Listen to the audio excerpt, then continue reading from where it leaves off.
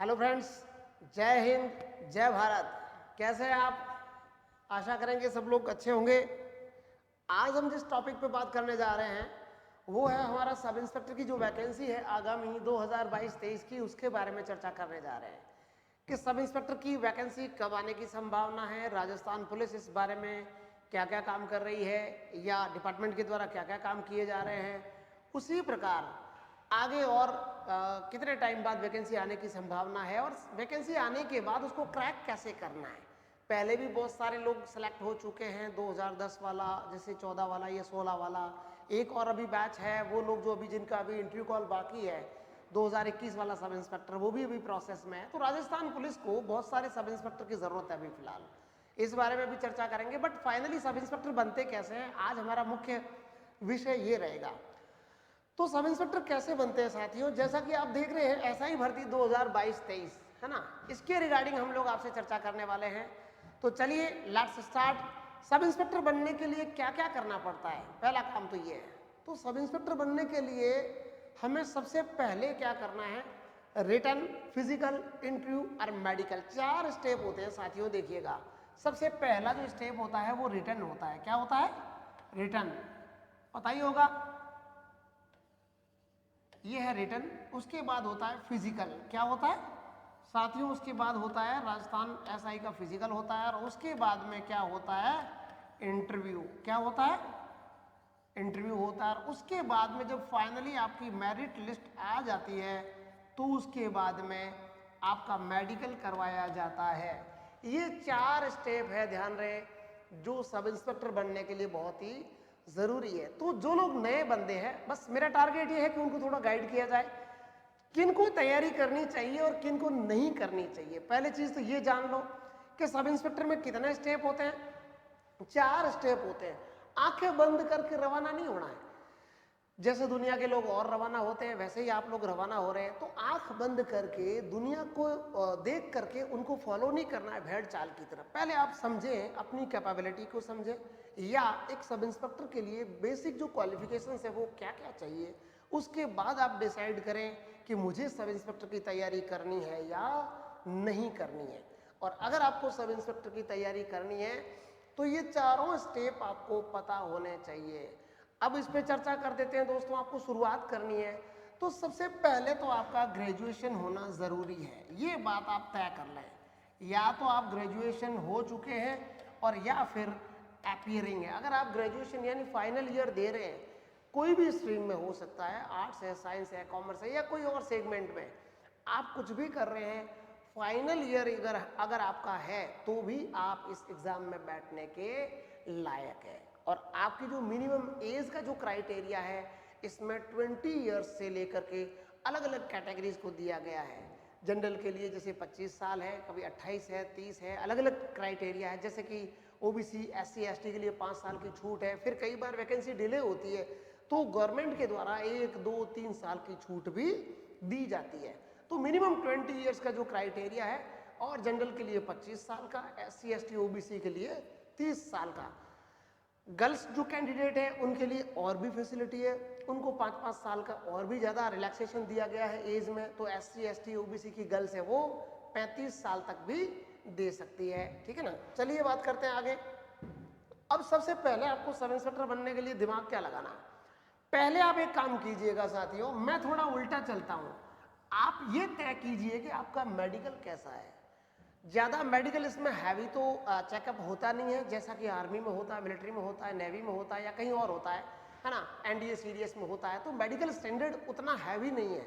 But ये ज़रूर है कि आपके एक औसत जो मापदंड स्टैंडर्ड है गवर्नमेंट के द्वारा बनाए गए, वो फुलफिल होना ज़रूरी है। जैसे आपके बॉडी में कोई प्रॉब्लम नहीं होनी चाहिए, कोई बड़ी बीमारी नहीं होनी चाहिए। आंखों की जो रोशनी है, कई लोग प्रॉब्लम ये करते हैं, कई लोग ये सोचते हैं कि मेरे चश्मा है, मेरा क्या पता मैं बनूं ना बनूं, एसआई के लिए कुछ करूं या ना करूं। भाई एसआई के लिए अगर आप चश्मा आपका है तो भी 6/6 का जो क्राइटेरिया है उसमें चश्मे सहित या चश्मे रहित भी है। तो उसमें मेरे ख्याल से, जहाँ तक मेरा एक्सपीरियंस है, उन मापदंडों के लिए वो उन मापदंडों पे सटीक है। यानी आपके अगर चश्मा लगा है तो भी आप सब इंस्पेक्टर की तैयारी कर सकते हैं। दूसरे जो फिजिकल मेडिकल के स्टैंडर्ड है वो सारे कॉमन है, कोई बड़ी बीमारी नहीं होनी चाहिए, या शुगर है वगैरह है, हार्ट में प्रॉब्लम नहीं होनी चाहिए, किडनी में प्रॉब्लम नहीं होनी चाहिए, किसी को फ्लैट फुट है तो भी प्रॉब्लम है, किसी को नोक नहीं हो रहा है तो प्रॉब्लम है, या हाथ अंगुलियां कुछ और, हाथ पैर में कुछ और मुड़ाव है, या हड्डियों में जोड़ तोड़ है कुछ, तो उसके बारे में आप पहले से डिसाइड कर लें कि क्या मैं सब इंस्पेक्टर के जो बेसिक मेडिकल स्टैंडर्ड है उनको फॉलो कर रहा हूँ, या उनको फुलफिल कर रहा हूँ या नहीं कर रहा हूँ। अगर आप फुलफिल कर रहे हैं तो ही सब इंस्पेक्टर की तैयारी के लिए आप आगे बढ़िएगा। अब जब आपका मेडिकल आपने स्टैंडर्ड पहले देख लिया, आपको लगता है किसी को प्रॉब्लम हो, समझ में ना आए तो आप मेरे से पूछ सकते हैं, कभी भी कोई प्रॉब्लम नहीं है ना। मेडिकल स्टैंडर्ड आपने तय कर लिया। अब देखिएगा राजस्थान एसआई में सिलेक्शन कैसे होता है। सबसे पहले ये पहला स्टेप है, उसके बाद दूसरा फिजिकल, उसके बाद तीसरा इंटरव्यू। ये 3 स्टेप अपनाए जाते हैं, मेडिकल सबसे लास्ट में होता है। सबसे मेन जो रोल है इसमें साथियों, ये बता देता हूं, इसमें 400 नंबर का रिटर्न होता है। क्या होता है? 400 नंबर का रिटर्न होता है, बस इसी का मेन रोल है। जिस कैंडिडेट के 400 में से बहुत बेहतरीन मार्क्स आ गए, ही और she will be qualified for finally sub inspector. ये है तरीका। 400 नंबर का रिटर्न है। यहाँ आपको सबसे पहले उठ करके जो एक आर्मी के लिए तैयारी करते हैं, सुबह उठ के 4 बजे दौड़ते हैं, आपको यहाँ दौड़ने की कतई जरूरत नहीं है, क्योंकि फिजिकल के बेसिक स्टैंडर्ड है, अभी उन पे भी अपन चर्चा करेंगे। तो यहाँ आपको रिटर्न पे ज्यादा जोर देना है बजाय फिजिकल के। यहाँ उल्टा सिस्टम है, मैं बता दूं आपको, इसलिए आपको फिजिकल तैयार करने की जरूरत ज्यादा नहीं, यहाँ करना पड़ेगा बिल्कुल, क्योंकि उसमें मिनिमम क्वालिफाइंग मार्क्स जो 50 है, 100 में से 50 है। मेरा ये मानना है राजस्थान एसआई का फिजिकल जितना ईजी है, राजस्थान के ही नहीं देश का कोई भी ऐसा फिजिकल नहीं है जो इतना इजी हो। जिसके फिजिकल जो स्टैंडर्ड दिए गए हैं वो बहुत ही कम है, मिनिमम है। चलिए रिटर्न की बात करते हैं, फिर फिजिकल होगा और फिर इंटरव्यू होगा। आपका जो क्राइटेरिया होना चाहिए स्टडी का, वो रिटर्न और प्लस इंटरव्यू, ये दोनों साथ में होना चाहिए। अगर रिटर्न और इंटरव्यू आपने साथ में तैयार किया है, ध्यान रखना इंटरव्यू क्या है, एक जो आपकी जो पर्सनालिटी डेवलपमेंट है उसका एक हॉल प्रोग्राम है, यानी आपका जन्म से लेकर इंटरव्यू देने तक का जो पूरा प्रोसेस है वही इंटरव्यू है। 1 दिन 2 दिन में कोई इंटरव्यू तैयार नहीं कर सकता साथियों। इसीलिए इंटरव्यू आपका 50 नंबर का है। कितने नंबर का है? 50 नंबर का है। तो आप जब भी एग्जाम की तैयारी कर रहे हैं तो रिटर्न के साथ इंटरव्यू के जो सिस्टम से, या आपको लगता है कि इंटरव्यू में ज़्यादा से ज़्यादा मार्क्स कैसे प्राप्त किए जा सकते हैं, उस बेस पे साथ में तैयारी करते रहें। फैक्चुअली आप डेटाज वगैरह जो भी तैयार करना चाहे वो भी करें, बट साथ में इंटरव्यू के लिए एनालिटिकल अप्रोच होना बहुत ही ज़रूरी है। यही है इंटरव्यू की कला। तो आप रिटर्न के साथ इंटरव्यू की तैयारी करें, है ना। अब हम बात करेंगे रिटर्न की। सबसे पहले रिटर्न में होता क्या है, तो हम चर्चा कर रहे हैं कि रिटर्न में क्या क्या होता है। रिटर्न में ये होता है कि सबसे पहले 400 नंबर का पेपर है, जिसमें 200 नंबर की हिंदी और 200 का जीके है साथियों। 200 नंबर की हिंदी है। अब हिंदी को कैसे तैयार करना है, सबसे पहले तो देखिएगा जो हिंदी का पेपर है, जो हिंदी का पेपर है, वो हिंदी के पेपर को कैसे तैयार करना है। हमें पता है हिंदी कितने मार्क्स की है, 200 नंबर की है। राजस्थान ऐसा ही बनाती हिंदी है, बट अकेली हिंदी भी नहीं बनाती है, ध्यान रहे। माना कि हिंदी का बहुत अच्छा रोल रहता है राजस्थान ऐसा ही बनने में। देखिए राजस्थान के ग्रामीण अंचल का वो व्यक्ति जो इंग्लिश के बारे में, मैथ रीजनिंग के बारे में ज़्यादा नहीं जानता है, वो सब इंस्पेक्टर आराम से बन सकता है, क्योंकि यह मैथ रीजनिंग और इंग्लिश का रोल बिल्कुल कम से कम है। जीरो तो नहीं कहूँगा, लेकिन कम से कम रोल है, अभी चर्चा करेंगे। हिंदी 200 नंबर की। अब आपको तैयारी कैसे करनी है, पहले तो आपको पूरा इसका एक सिलेबस कंप्लीट तैयार होना चाहिए। आपको पता होना चाहिए कि इसका सिलेबस क्या है। सिलेबस के लिए आपको एक एक टॉपिक देखिएगा साथियों, अगर आप तैयारी करना चाहते हैं ना तो दिल लगा के कीजिएगा। सबसे पहला काम सिलेबस देखिएगा। सिलेबस आपको पूरा मुंह पे याद होना चाहिए, एक एक टॉपिक कंटेंट के रूप में आपकी जुबान पे हो, तब जाके आपका सिलेबस तैयार ढंग से होगा। तो सिलेबस तैयार करने के लिए क्या करना है, सबसे पहले अपन हिंदी का एक ओवरऑल सिलेबस की बात करते हैं। हो सकता है एक आध टॉपिक उसमें ऊपर नीचे हो, तो ओवरऑल सिलेबस की बात करते हैं। हिंदी जो ग्रामर है, इसमें हिंदी के जो लिटरेरी टर्म है या जो हिंदी लिटरेचर है उसका कोई रोल नहीं है, केवल ग्रामर आती है। अब ग्रामर में क्या है देखिएगा, इसको कैसे 3 या 4 पार्ट में आप बांट सकते हो, आपको बांट करके स्टडी करनी है। कैसे करनी है? सबसे पहले वो टॉपिक ले लें जो बहुत ही छोटे छोटे हैं, जिनको घंटे 2 घंटे 3 घंटे में आराम से इंसान तैयार कर सकता है। देखिएगा हिंदी सबने पढ़ी है, हम लोग ग्रामीण अंचल में सब राजकीय प्राथमिक विद्यालयों में मैक्सिमम लोग पढ़े हुए हैं, तो वहाँ पे हिंदी तो अच्छी ज़रूर होती है, और कुछ हो या ना हो, इंग्लिश तो हमारी आपको पता ही है, हम तो मास्टर ब्लास्टर है सारे लोग इंग्लिश में, मैं और आप सब एक जैसे ही है वहाँ। तो हिंदी में आप बहुत बेहतर कर सकते हो। तो अब हिंदी में बेहतर करने के लिए क्या करना है? सबसे पहले टॉपिक क्लियर करो, वर्ण से लेके संज्ञा, सर्वनाम, विशेषण, क्रिया, क्रिया विशेषण, समुच्चय बोधक, संबंध बोधक, विस्मयादि बोधक, निपात, परसर्ग, लिंग, वचन, पक्ष, वाच्य, वृत्ति और वाक्य के प्रकार। ये छोटे मोटे टॉपिक है, थोड़ा टाइम नहीं है इसलिए लिख नहीं रहा हूं।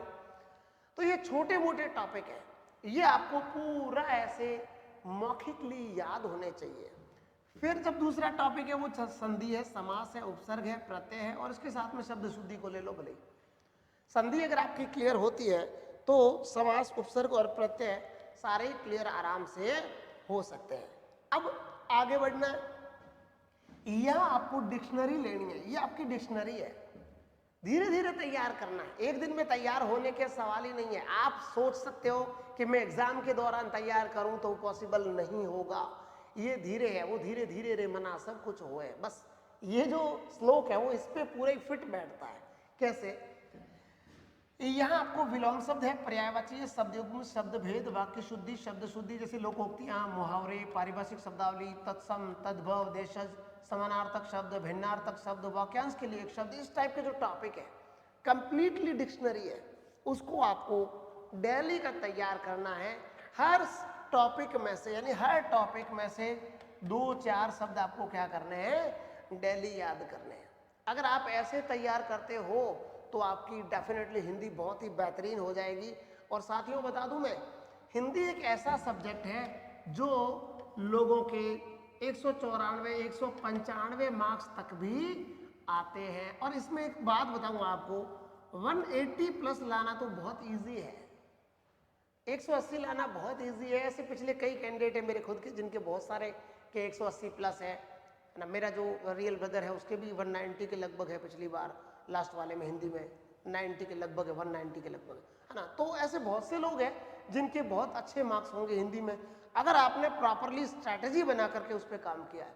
मैंने कहा ना, जब भी कोई युद्ध लड़ने के लिए जाते हो ध्यान रखना, ये भी एक वार है। जैसे हम जब भी पाकिस्तान पर चढ़ाई करते हैं किसी बात को लेकर, पाकिस्तान ने जैसे हम पे जो हमले किए, उसके बाद हमने जो सर्जिकल स्ट्राइक की या एयर स्ट्राइक की, तो साथियों आपको क्या लगता है कि आदरणीय मोदी जी ने सीधा आदेश दे दिया होगा कि जाइए आप अटैक कीजिए पाकिस्तान पे और आ जाइए? नहीं, इसके लिए पूरा एक प्लान और स्ट्रैटेजी तैयार हुई होगी कि हमें कैसे करना है, क्या करना है, सर्जिकल स्ट्राइक क्या होनी चाहिए, हमारे जो जवान है वो कहाँ तक अंदर जाएंगे, अगर इन बिटवीन कोई प्रॉब्लम होती है या कोई मिस हैपनिंग या कोई ऐसी कोई प्रॉब्लम हो जाती है, अचानक क्रिएट हो जाती है, तो उनको बैकअप सपोर्ट कैसे दिया जाएगा और हमारा एक एक सैनिक वापस सकुशल तरीके से या सकुशल अपने देश में लौट आए, उसके लिए पूरा प्लान बना होगा। और उसके बाद सर्जिकल स्ट्राइक या एयर स्ट्राइक चुनी होगी हमने। समझ गए ना आप? तो इसलिए जब भी कोई आप किसी युद्ध पर जाते हो, सब इंस्पेक्टर बनना आज के टाइम में किसी युद्ध से कम नहीं है। मैं तो मानता हूँ ये अपने आप में, जैसे वार ऑन टेरर जैसे अमेरिका ने स्टार्ट किया था, तो ये वार ऑन एजुकेशन है, ठीक है ना। तो इसके लिए बहुत अच्छी मेहनत करनी पड़ती है, प्रॉपर प्लान बनाना पड़ता है। क्यों? क्योंकि सीटें 500 700 500 700 लगभग इस बार 859 है जो अभी जिनका एंट्री होने वाला है, तो 500 से 800 के बीच में लगभग सीट इतनी आती है। इस बार भी इतनी आएगी, ज्यादा कोई 800 प्लस आने की संभावना नहीं है, बट इतनी सफिशियंट है तैयारी करने वाले लोगों के लिए, इतनी सफिशियंट है। तो आपकी हिंदी तैयार हो गई। अब हिंदी का आपका प्रोग्राम एक तरफा सेट हो गया, अभी से तैयारी करने में लग जाए। दूसरा, अब हम बात करते हैं जीके की या जीएस की, जिसको जनरल साइंस कहते हैं आप लोग, हम उसकी बात करते हैं। तो जीके में देखिएगा क्या है, सबसे बड़ी प्रॉब्लम क्या है आपको पता है कि सब इंस्पेक्टर लोग हिंदी तैयार करने के बाद भी नहीं बन पाते। मैंने ऐसे कई बंदे देखे जिनकी हिंदी में 170 180 190 तक हो जाते हैं, लेकिन जीके में पासिंग मार्क्स भी नहीं आते हैं। तब आप उनको क्या कहोगे? तो जीके हिंदी हर कोई प्लान बना देता है, इतना मुझे विश्वास है, क्योंकि सिलेबस क्या उसका एक फिक्स है, एक फिक्स लिमिटेड क्राइटेरिया है उसका। जहां से बाहर नहीं जाता, तो लगभग 90% के आसपास तो हर कोई अचीव कर लेता है। हिंदी एक ऐसा सब्जेक्ट है, आपने और हमने पढ़ा है, मैं कह रहा हूँ आज देने चले जाएं आप एग्जाम, गारंटी है 50% तो वैसे ही करके आ जाएंगे, भले ही आपने हिंदी पढ़ी हो या ना पढ़ी हो। अब हम बात करते हैं जो दूसरा पेपर है वो है जीएस का, या जो जी के आप कुछ भी कह दो इसको, है ना, जनरल नॉलेज का जो पार्ट है उसका पेपर है। उसमें भी वही है, मार्क्स आपको पता है उसमें भी कितने हैं, 200 मार्क्स है। लेकिन यहां सबसे बड़ी प्रॉब्लम क्या है, यहां सबसे बड़ी प्रॉब्लम है वो सब्जेक्ट की है। ये बहुत एक लेंदी एरिया है, यानी एक विशाल महासागर की तरह है। मैं तो कह रहा हूँ प्रशांत महासागर जीके। मैं तो कहता हूँ जब भी कोई बच्चा मिलता है मेरे से पूछता है साहब जीके कैसे तैयार करें, तो मैं कहता हूँ प्रशांत महासागर है, डूब जाओगे, कहीं गोता मत लगाना। पहले तय कर लो कि मुझे मोती को चुनना कहाँ है। मेरा मोती है, सब इंस्पेक्टर क्या है, मेरा मोती है जो समुद्र के पानी में पड़ा है और उसे मुझे चुनना है, उसे मुझे लेकर के आना है, उसे प्राप्त करना है। तो मैं कहाँ गोता लगाऊं कि उस विशाल काय समुद्र में, जो जीके रूपी विशाल काय समुद्र है, उसमें कहीं डूब ना जाऊं। कईयों को डूबते हुए देखा है। आपने सुना होगा ना कि कोई फला फला व्यक्ति है जो 10 साल से 5 साल से तैयारी कर रहा है या 15 साल से तैयारी कर रहा है, लेकिन बेचारे का सिलेक्शन नहीं हुआ आज तक। तो मैं ये कह रहा हूं कि आप मेहनत कर सकते हो, वो आपके हाथ में, बट प्रॉपर अगर स्ट्रेटजी और प्लान नहीं है तो फिर आपके लिए वही शब्द दोहराया जाएगा कि बेचारा देखो कितनी मेहनत की लेकिन किस्मत में लिखा हुआ नहीं था। मैं कहता हूं किस्मत कुछ भी नहीं होती है, मनुष्य अपने भाग्य का निर्माता और भविष्य का अधिष्ठाता खुद होता है। भगवान कृष्ण के उस कोट को बार बार श्रीमद् भगवद गीता में जो कहा गया है, मैं दोहराता हूं कि कर्मेव कुरु कर्मेव कुरु, बस तू तो कर्म किए जा, बाकी अपने आप काम होगा। अब कर्म करना है लेकिन प्रॉपर प्लान के साथ करना है, बिना प्लान के खाली फावड़ा लेके खुदाई करने नहीं लगना है।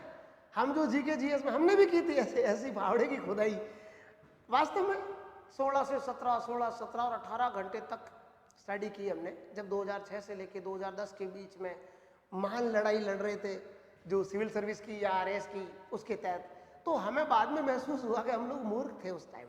वास्तव में पता ही नहीं चला क्या पढ़ना है क्या नहीं पढ़ना, कोई बताने वाला ही नहीं मिला। तो समुद्र में गोता लगाते लगाते डूब गए, लेकिन मोती का कहीं अता पता ही नहीं लगा। कारण क्या था, गाइड नहीं था, कोई अच्छा गाइडेंस नहीं था। खैर एनीवे, तो हमें क्या करना है सॉरी हमें क्या करना है, जीएस जो 200 मार्क्स का है उसको तैयार कैसे करना है। तो उसको तैयार करने के लिए सबसे पहले तो आप दिमाग लगाइए सब्जेक्ट क्या है। अब मैं सबसे पहले आपको राजस्थान की बात करता हूं कि ये जो राजस्थान जीके है उसमें कितने सब्जेक्ट हैं। राजस्थान की history, art, culture, polity, geography, economics और प्लस करंट भी होगा हल्का फुल्का। तो ये राजस्थान जीके के पार्ट हो गए ओनली। उसके अलावा अब हम इंडिया वर्ल्ड की बात करते हैं, तो जैसे हिस्ट्री की बात करते हैं तो हिस्ट्री के मान लो 3 पार्ट है, एंशिएंट, मिडाइवल और मॉडर्न, ये 3 पार्ट हो गए हिस्ट्री के। उसी प्रकार हम ज्योग्राफी की बात करेंगे। ज्योग्राफी में वही इंडिया और वर्ल्ड की ज्योग्राफी है, राजस्थान यहाँ आ चुका है। अब हम बात करेंगे इकोनॉमिक की, तो वही इंडिया और वर्ल्ड की इकोनॉमिक है। पॉलिटी बात करेंगे तो हम पूरा एक सब्जेक्ट पॉलिटी का आ गया कंप्लीटली, या कॉन्स्टिट्यूशन का आ गया, हम ये कह सकते हैं। दूसरा साइंस, साइंस के अब मान लो यहाँ पे बायो है, केमिस्ट्री है, फिजिक्स है और साइंस टेक बहुत ज़्यादा आता है आजकल, तो साइंस के 4 पार्ट हो गए।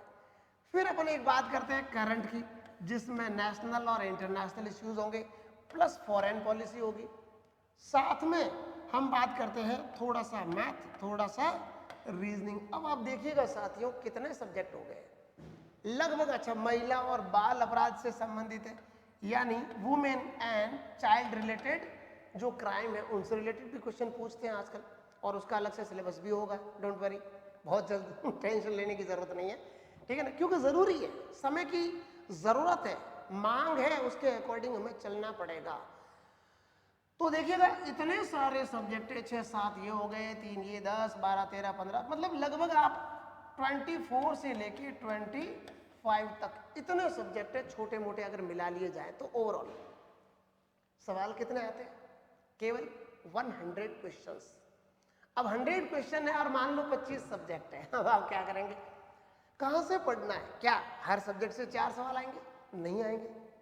यही आपको तय करना है कि किस सब्जेक्ट की कितनी ग्रेविटी है, किस सब्जेक्ट को कैसे पढ़ना है। पहले राजस्थान में हम क्या बेसिक चीजें पढ़ते थे, जैसे राजस्थान की हिस्ट्री है या आर्ट है, कल्चर है, उसमें से बहुत ज्यादा क्वेश्चन पुट अप होते थे। देवी देवताएं संत या जो हमारी जो लोकल चीजें उनके बारे में बहुत ज्यादा क्वेश्चन पुटअप होते थे। लेकिन आज के टाइम में क्या हो गया, आज के टाइम में ट्रेंड पूरा चेंज हो गया है। ट्रेंड ये है कि आपका नेशनल इंटरनेशनल जो करंट इश्यूज है और स्पेशली उनमें भी जैसे कि नैनो टेक्नोलॉजी है, हमारा जो डिफेंस सिस्टम है, वर्ल्ड का डिफेंस सिस्टम है, प्लस साथ में स्पेस सिस्टम है, जितने भी आर्टिफिशियल इंटेलिजेंस है, इंटरनेट ऑफ थिंग्स है, इनमें से क्वेश्चन बहुत ज़्यादा पूछते हैं। और डेली जो रूटीन की लाइफ में जो साइंस यूज होती है उनका भी बहुत ज़्यादा क्वेश्चन पुटअप होते हैं। बेसिक साइंस का जमाना अब गया। आप जो जितने भी पेपर देख लो, राजस्थान सबऑर्डिनेट बोर्ड के देख लो या आरपीएससी के देख लो, इनका भी ट्रेंड धीरे धीरे चेंज हो रहा है, मॉडर्नाइजेशन हो रहा है। चेंज होना ही समय की जरूरत है। तो समय के साथ जो चेंज नहीं होगा वो अपने आप को मैदान में नहीं टिका पाएगा, वो कंपटीशन के इस फील्ड की लड़ाई नहीं जीत पाएगा। इसलिए अपने आप को चेंज कीजिएगा। खाली पुराने जो लकीर के फकीर बनकर हम पढ़ते थे ना कि पुरानी चीज़ें बस रट लो, पढ़ लो, राजस्थान जी के पूरा कर लो, उससे पार पड़ जाएगा। हाँ, करना ज़रूरी है, मैं मानता हूँ, लेकिन खाली उससे पार पड़ने वाला नहीं है। तो अब करना क्या है, हमें इसके लिए पूरा एक प्लान बनाना है। राजस्थान के भी देखो ग्रेविटी तय करनी है। राजस्थान के भी वो पार्ट जो मॉडर्न हिस्ट्री से रिलेटेड है, जैसे मान लो 1857 की क्रांति है या प्रजामंडल है, जो हमारे दूसरे आंदोलन है, आदिवासी आंदोलन है, किसान आंदोलन है या एकीकरण है, इनमें से क्वेश्चन बहुत ज़्यादा पुटअप होते हैं। दूसरा एक जो पॉल साइंस है राजस्थान की जो कॉन्स्टिट्यूशन और राजस्थान की पॉल साइंस है, जो राजनीति विज्ञान है, उसमें से भी आजकल क्वेश्चन ज़्यादा पुटअप होते हैं। तो ये ट्रेंड चेंज हो रहा है और बहुत ज़्यादा डीप जाते हैं, इनको ढंग से करना है। बाकी राजस्थान को करना ज़रूर है। अब दूसरे आते हैं, हिस्ट्री है तो यहाँ पे केवल मॉडर्न हिस्ट्री से दो तीन क्वेश्चन पुटअप हो सकते हैं। बाकी एंशिएंट और मेडाइवल से एक या दो ही पुटअप होते हैं। तो आपको ध्यान कहाँ देना, अगर आप हिस्ट्री पढ़ने लग जाए इतनी लंबी चौड़ी, आपको बस चूज करना है कि मुझे एंशिएंट में से भी क्या पढ़ना है, सिंधु सभ्यता में मुझे क्या पढ़ना है, या मौर्य काल में क्या पढ़ना है, वैदिक संस्कृति उत्तरवादिक संस्कृति में हमें क्या पढ़ना है, या गुप्त काल में क्या पढ़ना है, या एंशिएंट के बाद जब मेडाइवल आएंगे तो उसमें हमें क्या पढ़ना है। बहुत सारे वंश, बहुत सारे काम है, पढ़ते पढ़ते इतनी बड़ी बड़ी किताबें और इतने बड़े बड़े ग्रंथ लिखे जा चुके हैं, अगर सारे ही पढ़ने बैठ के, देखिए हमें विद्वान नहीं बनना है। ध्यान रखना, इसमें विद्वान बनना जरूरी नहीं है। किसी एक सब्जेक्ट में आप मास्टरी प्राप्त कर लोगे तो सब इंस्पेक्टर कभी नहीं बन सकते। हाँ, ये जरूर है कि एक सब्जेक्ट में तो मास्टरी और बाकी में आपका औसत यानी एवरेज होना जरूरी है, तभी जाके आपका सिलेक्शन होगा। तो अब हमें क्या करना है इसके अलावा, देखिए अब हम इकोनॉमिक की बात कर रहे हैं तो स्पेशली इसमें क्या पूरा करंट का बेस ज्यादा आता है, कंप्लीट करंट ज्यादा आता है। फिर पॉलिटी पे मैंने कहा ना क्वेश्चन आ चुके हैं और काफी क्वेश्चन आते भी है। साइंस का, करंट का, स्पेशली मैं आपको बताऊं अब इसको ओवरऑल तैयारी कैसे करनी है। हमने कह दिया कि हमें तैयार कैसे करना। मेरा जो एनालिसिस है वो ये है कि अभी वर्तमान में जो ट्रेंड चल रहा है इन 200 नंबर के लिए, वो कहाँ से कैसे चल रहा है आप देखेंगे तो आपको पता चलेगा क्वेश्चन कहाँ से पुटअप होते हैं। आप तैयारी कैसे करें सुनिएगा, बिल्कुल ये गुरु मंत्र है आपके लिए, ब्रह्मास्त्र है, अचूक ब्रह्मास्त्र है, बांध लेना इसे गांठ की तरह। मैं वादा करता हूं आपको थानेदार बनने से कोई नहीं रोकेगा। बट करना कैसे है देखिएगा। सबसे पहले तो, अरे भाई ऐसे ही स्टार्ट कर दे यार, एक सेकंड होल्ड रखना। तो सबसे पहले तो हम चर्चा करने वाले हैं वो किस चीज की करने वाले हैं, हम आपसे चर्चा कर रहे हैं कि इस जीएस में 200 में से अच्छे मार्क्स कैसे प्राप्त किए जा सकते हैं, है ना। तो अब इसके लिए हम क्या करें, हमें प्लान कैसे बनाना है, क्वेश्चन कहां से पुटअप होता है, बस ये जरूरी क्वेश्चन है, तो ये समझ में आना चाहिए आपको। अब कैसे करेंगे देखिएगा, तो क्वेश्चन जो पुटअप होते हैं वो कहां से होते हैं, मैं ये आपको थोड़ा सा बताना चाहूंगा इस बारे में। एसी की वजह से ध्यान भंग हो गया, थोड़ा सा पसीना कुछ ज्यादा ही हो रहा है, क्या करें, काम तो कर रहे हैं। तो इस 200 में से देखिए क्वेश्चन कहां से, मान लो 100 क्वेश्चन आते हैं साथियों, सुनिएगा 100 क्वेश्चन आते हैं, है ना। इन 100 क्वेश्चन में से कहां से कौन से क्वेश्चन आते हैं, थोड़ा सा गौर करना। सबसे पहले तो मैं बताऊं आपको पास्ट के क्वेश्चन, यानी जो क्वेश्चन आज से पहले आरपीएससी के द्वारा या सबऑर्डिनेट बोर्ड के द्वारा पूछे जा चुके हैं, चाहे वो आरएस का एग्जाम हो, सब इंस्पेक्टर का हो, कांस्टेबल का हो, पटवार, ग्राम सेवक, टीचर, कुछ भी हो, रीट का हो या फर्स्ट ग्रेड सेकंड ग्रेड के हो या एलडीसी के हो, कोई भी एग्जाम हो, जेल प्रहरी, वन रक्षक, वनपाल, कोई भी हो सकता है, उन सबके पेपर आप बिल्कुल ढंग से सॉल्व करो। जो सवाल आज तक पहले आ चुका है पास्ट में, वो सवाल बिल्कुल दोबारा आएगा तो गलत नहीं होना चाहिए, ये आप गांठ बांध लो। अब आपने वो सवाल तैयार कर लिए जो पास्ट के क्वेश्चन है, इससे आपको क्या होगा, क्वेश्चन के पुटअप होने का क्राइटेरिया भी आपको पता चल जाएगा कि किस टॉपिक में से कितने सवाल आ रहे हैं, कहाँ गुंजाइश ज्यादा बन रही है। तो एक काम तो आप ये कर लो, जो पास्ट के पेपर्स हैं उनको कैसे तैयार करना है आप ये देख लो। दूसरा सबसे बड़ा रोल करंट का है, करंट का है। मैंने कहा ना, तो वर्तमान में सारा ट्रेंड चेंज हो चुका है। मेरा ये मानना है कि करंट के क्वेश्चन 30% से भी ज़्यादा, अगर एसआई में 100 सवाल है तो 30 से 35 और कभी कभार 40 तक भी चले जाते हैं। करंट को देखना पड़ता है कि वो सवाल करंट का होता है। कई बार क्वेश्चन करंट का होता है लेकिन देते हैं पास्ट से। जैसे मान लो कल आदरणीय सिंजो एबे साहब की डेथ हो गई, किसी ने गोली मार दी उनको, तो उनको श्रद्धांजलि, लेकिन क्वेश्चन कहाँ से आएगा? मान लो इनके बारे में अगर इनके रिगार्डिंग क्वेश्चन आता है तो अगर कह दे कि इनकी डेथ कहाँ हुई, सपोज ऐसा पूछेंगे नहीं, मान लो पूछ ले कहाँ हुई है, तब तो हमें पता है कुछ जगह का नाम पूछ लिया, वो करंट का क्वेश्चन हो गया। बट अब वो क्या करेंगे, सिंजो एबे के बारे में पूछेंगे, क्या सत्य है और क्या असत्य है, भाई साहब कब भारत आए थे, बुलेट ट्रेन की योजना कब बनी थी, क्या हुआ था क्या नहीं हुआ था, भारत मैत्री संबंध में क्या क्या उन्होंने समझौते किए थे, कोई भी क्वेश्चन पुटअप कर लेंगे। तो अब आप तो सोचोगे ये तो 2007 का, 10 का, 12, 13, 15 का है, ये तो 21, 22 का तो है ही नहीं, लेकिन वो करंट से अपडेट है, करंट के कारण ही उसका अस्तित्व है, वरना उसका अस्तित्व नहीं था।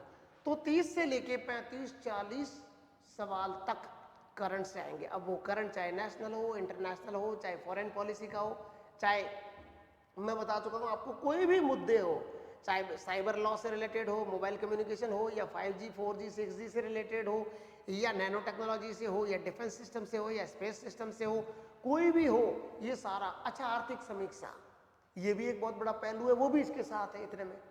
तो आप मानिएगा अगर इनको आपने तैयार कर लिया, मेरा ये मानना है कि करंट से आप 30 से 35 प्लस क्वेश्चन, यानी लास्ट आप 40 तक भी जा सकते हैं, लेकिन यहां से यहां के बीच में तो आप मान के चलिएगा आराम से।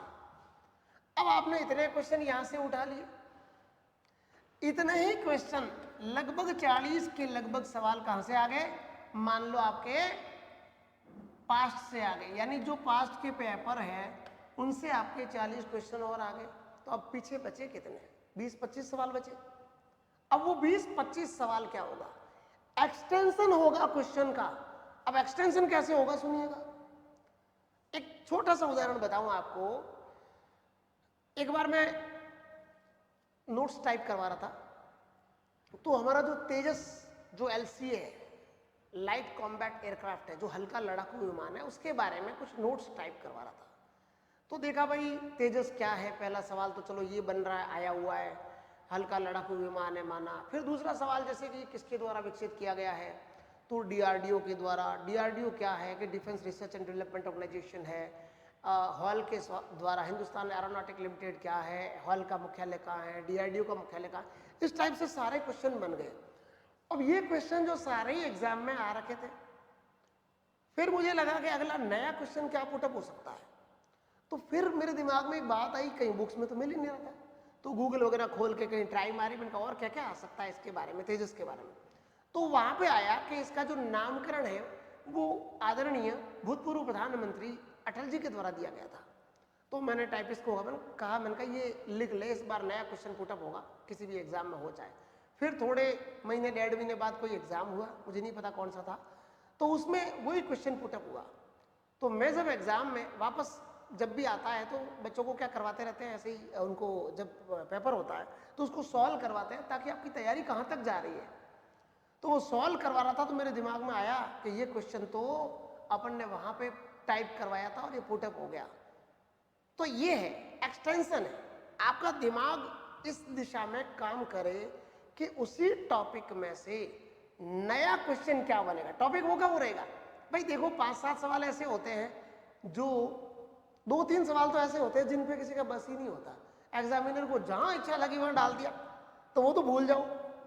अब रही बात जो 15 से 20 क्वेश्चन होते हैं, वो क्वेश्चन एक्सटेंशन होता है, उसी टॉपिक का होता है, या उसी टॉपिक का अगला फेज होता है, या उसका पास्ट वाला फेज होता है, यानी एक्सटेंशन होता है। इसी प्रकार से 100 में से लगभग 90 से 95 क्वेश्चन आपके आप दिमाग लगा सकते हो कि कहां से आएंगे।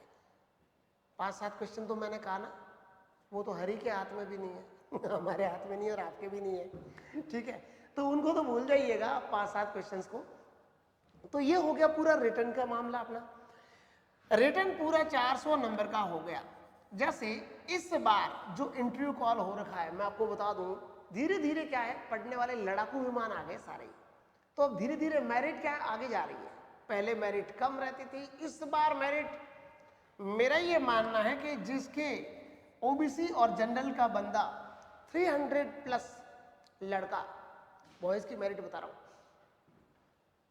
जिसके 300 प्लस है वो सेलेक्ट होगा, क्योंकि इंटरव्यू भी 50 नंबर का है, उसमें से भी मान लो 25 नंबर का एक एवरेज मान के चले तो 325 के आसपास मेरिट जाने की पूरी संभावना है।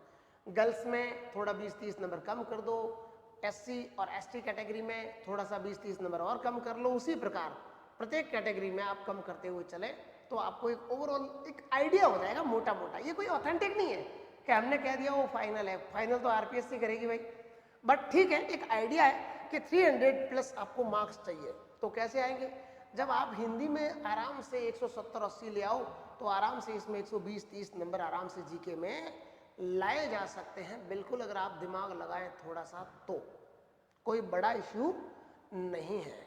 लेकिन इसके लिए पूरा ये जो स्ट्रैटेजी है, जीएस की स्ट्रैटेजी, वो सबसे भारी काम है। मैंने कहा ना, ये पैसिफिक ओशियन है, इतना डीप है, मान लो कोई गर्त है, चैलेंजर गर्त है, मान लो उसके अंदर डूबा हुआ है और गोता लगा करके आपको अपनी चीज ढूंढ करके लानी। अगर आपने सही जंप लगा दिया तब तो बिल्कुल आप अपनी चीज के साथ बाहर आओगे। देखो, जंप तो हर कोई लगा रहा है, तैयारी हर कोई कर रहा है, लेकिन सही दिशा में कर रहा है उसका सिलेक्शन होता है। मैंने कहा ना, देवी देवता और हमारे जो आराध्य हैं वो हमारी हेल्प करते हैं, कब करते हैं, जब हम हमारी हेल्प करते हैं। हम अगर सही रास्ते पर नहीं हैं तो कोई भी आपके कोई भी आराध्य हाथ पकड़ करके आपको उठा के ये नहीं कहेंगे कि अरे भाई इधर मत जा, लेफ्ट में मत आ, ये ले उठा के तेरे को राइट में कर दिया, ऐसा कभी नहीं होगा। देवी देवता उसी की हेल्प करते हैं, अपने भगवान या आराध्य ईश्वर अल्लाह उसी की हेल्प करता है जो खुद की हेल्प करता है, जो खुद लड़ता है। सुल्तान मूवी देखी आपने, वो कहता है ना मेरी लड़ाई अपने आप से, तो सिलेक्शन उसी का होता है जिस बंदे की लड़ाई अपने आप से होती है। विल पावर मजबूत होना चाहिए इसके लिए। आप जब थानेदार बनने के लिए पहली बार जब उतरते हो ना पढ़ने के लिए, किसी भी क्लास में जाते हो, या क्लास में जाने के बाद आप मान लो बुक्स लाते हो, इकट्ठी करते हो, साहब रूम में फिट हो गए, साहब मम्मी पापा को कह दिया अब तो बस थानेदार बन के ही बाहर निकलूंगा। पहली बार आप जब तैयारी करने लगते हैं 2-4 दिन तो आपके तारे यहाँ पर होते हैं, धीरे धीरे धीरे धीरे धीरे, आमिर खान की मूवी देखिए तारे जमीन पर, वही हाल हो जाता है, तारे जमीन पे आ जाते हैं सबके। इंसान क्या करता, पेशेंस नहीं रख पाता। देखिएगा, इसमें सबसे बड़ी चीज क्या है, आपको पेशेंस रखना पड़ेगा। अगर आप कॉम्पिटिटिव एग्जाम्स की तैयारी करना चाहते हैं, कोई भी हो, तो आपको पेशेंस रखना पड़ेगा। और वर्दी के लिए अगर आपका जज्बा है फिर तो पेशेंस बहुत जरूरी है। अगर आप में पेशेंस नहीं है तो आपको वर्दी पहनने का भी कोई हक नहीं है। और फिर विल पावर और कंप्लीट डेडिकेशन। एक ब्रह्मचारी बनना पड़ता है, सन्यासी बनना पड़ता है, तपस्वी बनना पड़ता है एक छात्र को आज के टाइम में। अगर आप सोचते हो कि बिना तपस्वी बने आराम से 1-2 घंटे पढ़ करके मैं पास हो जाऊंगा, तो वो कॉलेज के एग्जाम में ही आप हो सकते हैं, कंपटीशन के किसी भी एग्जाम में आप फाइट नहीं कर सकते। उसके लिए आपको रेगुलर स्टडी चाहिए 7-8-10 घंटे की। तो 7-8 से लेकर 10 घंटे तक की रेगुलर स्टडी 6 महीने के अंदर आपको आराम से रिजल्ट मिल जाता है। साथियों, वैकेंसी के बारे में बता दूं, राजस्थान सरकार कभी भी डिक्लेयर कर सकते हैं। सिलेक्शन उसी का होता है, आप जहां भी बैठे हो, गांव के किसी भी कोने में बैठे हो, किसी भी शहर में बैठे हो, पहाड़ी इलाके में बैठे हो, थार के मरुस्थल में, जैसलमेर, बाड़मेर में बैठे हो, तैयारी अभी से शुरू करनी है। अगर आप ये सोचोगे कि मैं तो जिस दिन वैकेंसी आएगी उस दिन बस मैं तैयारी कर दूंगा, बिस्तर डाल के बैठ जाऊंगा, अपने आप को कैद कर लूंगा, तो भी सिलेक्शन नहीं होगा। लंबी तैयारी, खरगोश की और कछुए की कहानी तो आपने सुनी होगी। सिलेक्शन उसी का होता है जिसकी लंबी एक प्रॉपर प्लान के साथ तैयारी होती है। तो आपका रिटर्न हो गया दोस्तों। अब रिटर्न के बाद हम थोड़ी सी चर्चा करेंगे फिजिकल की, क्योंकि मैं तो इसको थोड़ा ही मानता हूं, कई लोग फिजिकल में पीछे रह जाते हैं। इस बार भी बहुत से लोग रहे हैं, मैं बता दूं आपको, लेकिन फिर भी मेरी नजर में ये थोड़ा ही है, क्योंकि अगर सबसे कंपेयर किया जाए, दूसरे एग्जाम से अगर कंपेयर किया जाए, तो इसमें क्या है कि बहुत ज्यादा कम मेहनत है, ज्यादा कोई मेहनत की जरूरत नहीं पड़ती है। अब देखिएगा फिजिकल में क्या क्या होता है, फिजिकल कैसे करना है पहले ये देख लें थोड़ा सा।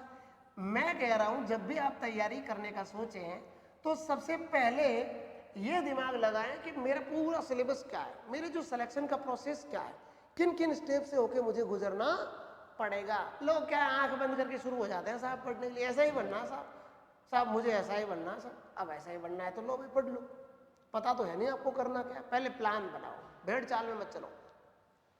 अब जो फिजिकल है देखिएगा, फिजिकल होता है, आपको पता ही है कि हम फिजिकल की बात कर रहे हैं, फिजिकल भी होता है कितने नंबर का, 100 नंबर का, और उसमें से पासिंग मार्क्स कितने चाहिए, 50 नंबर चाहिए। अब आप बताइए ऐसा कौन सा फिजिकल है जिसमें 100 में से 50 लाना है। आप अगर आरपीएफ का फिजिकल देंगे, railway protection force sub inspector का जो हमने दिया था, उसमें सुनिएगा, दौड़ 1600 मीटर की, एक 200 मीटर की दौड़, लॉन्ग जंप, हाई जंप और शॉर्ट पुट, ये थे पांचों इवेंट्स थे। और यह फिक्स टाइम था, इसका जो भी टाइम था फिक्स टाइम उसी में करना है। ये 200 मीटर फिक्स टाइम था, ये आपको 15 फीट करना है तो करना है, हाई फीट इतना तक करना है तो कितना करना है, शॉर्ट पुट इतना फेंकना है तो फेंकना है, कोई माइनस प्लस नहीं है। और अगर पांचों में से आप एक में भी रह गए तो फिर फेल। ये होता है फिजिकल। हाँ, ये स्टैंडर्ड थोड़े अच्छे हैं, हैवी है कहने का मतलब, और हमारे जो राजस्थान सब इंस्पेक्टर के स्टैंडर्ड है वो थोड़े से उससे लो है। उसका रीजन क्या है, हमें तगड़ी कद काठी वाला थानेदार नहीं चाहिए। जो पहले वाला सब इंस्पेक्टर होता था, बड़ी मूछ वाले और बड़े पेट वाले, वो थानेदार अब नहीं चाहिए। अब चाहिए स्मार्ट वर्कर, स्मार्ट कॉप चाहिए, जो इंटेलेक्चुअल हो, जो थोड़ा हाईली टेक्निकली अप्रिशिएटेड हो, या टेक्निकली बहुत ज़्यादा हाई हो वो, और ज़्यादा अपडेट हो टेक्निकली, तो वो चाहिए उनको। तो वो कब होगा, जब आपका रिटर्न अच्छा होगा। फिजिकल में केवल और केवल कितने चाहिए, 50 चाहिए। अब वो आपको 50 कैसे लाने हैं देखिएगा। सबसे पहले तो मैं बात करता हूँ रनिंग क्या है। सबसे पहले क्या है, रनिंग है। अब रनिंग क्या है साथियों, ये है रनिंग है। अब रनिंग कितने, पहली बात तो ये 100 मीटर है, कितनी है, 100 मीटर की रनिंग है। 100 मीटर की रनिंग है। अब ये 100 मीटर की रनिंग देखिएगा कितने कितने में। अगर मैं बॉयज की बात करूं, ये बॉयज है और ये गर्ल्स की बात करें हम, है ना, तो बॉयज और गर्ल्स की बात करें तो क्या है, यहाँ बॉयज को करनी है 14 सेकेंड में, 15 सेकेंड में और 16 सेकेंड में। ये है क्राइटेरिया। गर्ल्स को करनी है 17 सेकेंड में, 18 सेकेंड में और 19 सेकेंड में। अब अगर आप मान लो 14 सेकेंड में करते हो तो पूरे 40 नंबर आएंगे, आप 15 में करते हो तो 25 नंबर आएंगे, आप 16 में करते हो तो कितने आएंगे, 15 नंबर। यहाँ पे वही 17 में करते हो 40, 18 सेकेंड के अंदर करते हो तो 25, 19 सेकेंड के अंदर करते हो तो 15 नंबर। और इनसे अगर आप नीचे चले गए, यानी यहाँ अगर 17 सेकेंड में कर ली, यहाँ अगर 20 सेकेंड में कर ली, तो आपको क्या मिलेगा, 0 मिलेगा। क्या मिलेगा, 0 मिलेगा। अब ये चीज है, क्या इतना इजी कहीं फिजिकल है जिसमें दौड़ को भी बांट रखा है? आपकी कैपेबिलिटी कितनी है, 40 नंबर लाने की है या 25 या 10 मार्क्स की, 15 मार्क्स की है? उसके अलावा अब आते हैं हम लॉन्ग जंप पर। किस पर आते हैं, लॉन्ग जंप पर आते हैं। तो लड़कों के लिए वही 15 फीट है, 14 फीट है और 13 फीट है। लड़कियों के लिए वही 10 फीट है, 9 फीट है और 8 फीट है। अगर आप इनमें लाते हैं तो पूरे 30 में से 30, यहाँ लाते हैं तो 20 और यहाँ लाते हैं तो 10 नंबर। और इससे भी अगर नीचे जाते हैं आप मान लो तो फिर क्या है, 0 है। अब एक बात बताइए, इस स्टैंडर्ड का कोई होगा, बताइए? उसी प्रकार चिन्ह में अगर लड़के करते हैं 5, 6 और 7 चिन्ह पे, 7 चिन्ह पे तो कंप्लीट मार्क्स है 30 में से 30, 6 है तो 20 और 5 है तो 10 है। उसी प्रकार लड़कियों के लिए शॉर्ट पुट है कि 18, 19, 20 कैसे फेंकना है, जितना आप फेंकोगे उसके अकॉर्डिंग मार्क्स है। अब आप बताइए क्या इतना इजी है? और उसमें भी क्या है, आप किसी में भी चाहे कितने भी मार्क्स लाओ, टोटल मार्क्स कितने लाने हैं? 50। क्या आप भी सिलेक्शन नहीं होगा? तो ये है फिजिकल का क्राइटेरिया। उसके बाद आता है इंटरव्यू। अब जो सबसे बड़ा रोल है, यानी रिटर्न के बाद, मेरी नजर में तो रिटर्न के बाद जो सबसे बड़ा रोल है वो किसका है? इंटरव्यू का है। किसका है? इंटरव्यू का है। इंटरव्यू की तैयारी आपको रिटर्न के साथ करनी है। टोटल इसके लिए मेरा दूसरा वीडियो बना हुआ है कि इंटरव्यू की आपको तैयारी कैसे करनी है, क्या करना है, उसके लिए क्या काम करना है। अब वो वीडियो देख करके एक बार कंफर्म कर लें। और इंटरव्यू के लिए अभी से आपको काबिलियत पैदा करनी है, कैसे आपको तैयार करना है, नेशनल इंटरनेशनल इश्यूज कैसे तैयार करने हैं, मिरर के सामने अपने आप को कैसे तैयार करना है, पर्सनालिटी आपकी डेवलपमेंट कैसे करनी है, कम्युनिकेशन स्किल आपको कैसे पैदा करना है, लीडरशिप का पावर कैसे क्रिएट करना है आपको, आपके पास मोटिवेशन का पावर होना चाहिए, आप भीड़ को कैसे संभाल सकते हैं, एडमिनिस्ट्रेशन को कैसे कर सकते हैं, काफ़ी चीज़ें। तो उसके लिए वो वीडियो देखिएगा, आपको उसके बारे में पता लग जाएगा। अगला बैच हम लोग, आपको पता ही है कि डेट दी हुई है 17 जुलाई 2022 को एक और नया बैच शुरू हो रहा है। तो हम लोग एसआई के लिए बिल्कुल डेडिकेट है। राजस्थान पुलिस का इकबाल बुलंद होना चाहिए। जब नए युवा वर्ग, मैं तो आपको एक बताता हूँ, कई लोग जैसे जिनकी, ऐसे भी लोग होते हैं जिनका वर्दी के प्रति चार्म नहीं होता है। हम तो वर्दी के लिए जीते हैं और वर्दी के लिए ही मरते हैं।